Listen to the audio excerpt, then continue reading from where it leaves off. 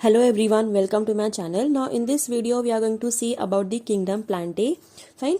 Now अब ये kingdom Plantae जो है what does it consist of? By the name itself you can understand कि इसमें सारे plants included हैं. Fine. So the kingdom is dominated by autotrophs. अब इसमें जो है this kingdom is dominated by the autotrophs. मतलब इसमें ज़्यादा करके autotrophs present हैं maximum amount में. Now what is mean by autotrophs? Autotroph मतलब कि these organisms they can make their own food, okay, with the help of sunlight, water and CO2, and you can also say CO2. Fine. So these three things are very much important. With the help of these things they can make their own food. Photosynthesis perform कर सकते हैं. They are self dependent. Fine. Now they also consist of semi-autotrophic members and heterotrophic parasite members also. इसमें सिर्फ autotrophs नहीं बल्कि semi-autotroph भी present है. But now what is meant by semi-autotroph? मतलब these plants they have leaves but they are also अच्छा mainly जो insectivorous plants होते हैं ना they are said to be as a semi-autotrophs. Now insectivorous क्यों बोला जाता है? For example just see in the picture itself you can observe कि ये जो पहला पिक्चर है ये वीनस फ्लाई ट्रैप का है and the second picture is pitcher plant. So ये जो वीनस फ्लाई ट्रैप और पिचर प्लांट है ये दोनों भी प्लांट्स क्या हैं? इंसेक्टिवोरस प्लांट्स हैं. इट मीन्स कि ये दोनों प्लांट्स क्या करते हैं? इंसेक्ट को डाइजेस्ट कर लेते हैं, इंसेक्ट को खा जाते हैं. You can say in a simple language. Fine.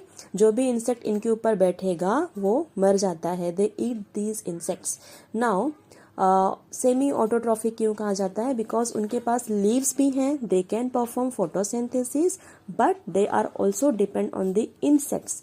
अच्छा, अब ये प्लांट्स इंसेक्ट क्यों खाते हैं? Why they need insect? Just to fulfil their nitrogen needs. इनको नाइट्रोजन की जरूरत रहती है जो कि कंप्लीट नहीं हो पाती. So with the help of insects they complete that nitrogen needs. Fine. Now next is what? Heterotrophic parasite members. अब पैरासाइट का मतलब क्या होता है कि means they are dependent on some other plant for their nutrition. Fine.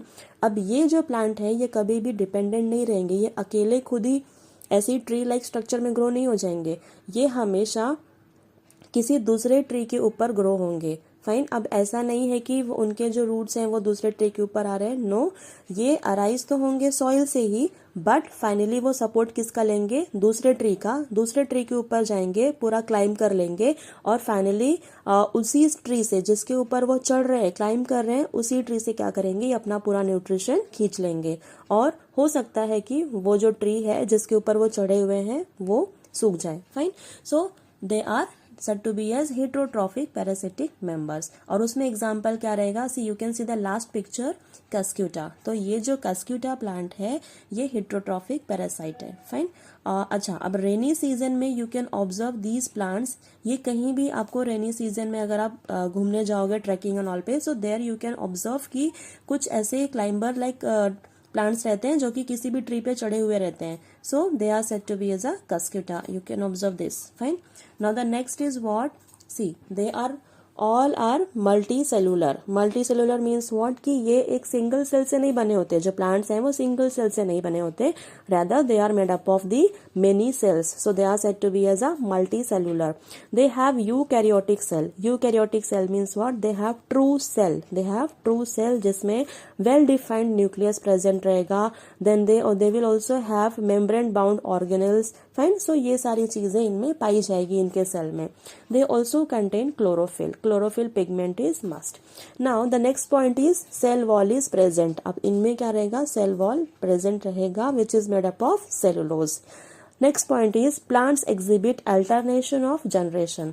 अब ये point का मतलब क्या होता है कि plants exhibit alternation of generation. It means कि सारे प्लांट्स में दो लाइफ स्टेज होते हैं. कौन कौन से? Vegetative and sporophytic. Fine. Vegetative phase रहेगा और स्पोरोफाइटिक फेज रहेगा. Just because of they have two alternative phase तो इनको क्या बोला जाता है? They exhibit alternation of generation. Fine. They are divided into, अब ये जो किंगडम प्लांटे है ये क्या है, they are divided into 2 major groups. किन में, which are those 2 major groups, पहला तो है cryptogams and the second one is phanerogams. Cryptogams मतलब क्या, नॉन फ्लावरिंग प्लांट्स, मतलब ऐसे प्लांट्स जिनमें फ्लावर्स नहीं आते। फेनेरोगैम्स मतलब क्या, they are the flowering plants. Fine, so these are the 2 major groups that you have to remember. Those are the cryptogams and phanerogams. So we will study this kingdom in detail in next chapter.